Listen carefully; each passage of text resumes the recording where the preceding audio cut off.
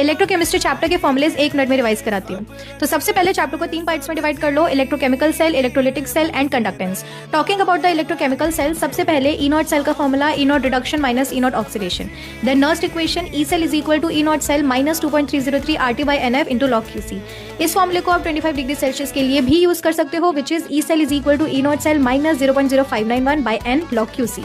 Then उसके बाद यहाँ पर फॉर्मूला आता है for the equilibrium constant, log Kc is equal to n multiply E not cell divided by 0.0591। Then formula for the Gibbs energy, delta G not is equal to minus NF E not cell. And then इसके बाद बात करते हैं electrolytic cell की। इसके लिए first law of Faraday's which says that amount W it is equal to MIT divided by NF। And the second law which says that the amount W1 is directly proportional to the equivalent mass E1। एंड इससे आप दो चीजों के लिए compare कर सकते हो, W1 by W2 is equal to E1 by E2। E1 is the equivalent mass of the substance। And then talking about the conductance, it is represented by capital G, conductivity represented by kappa, and cell constant represented by G star.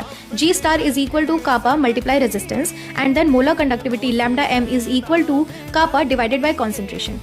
Then talking about the limiting molar conductivity, तो हमारे पास दो graphs आते हैं for the strong and for the weak electrolyte. Here are the graphs, आप इसको read कर सकते हो। And then Kohlrausch law which says limiting molar conductivity of any electrolyte is equal to the sum of limiting molar conductivity of its cation and anions.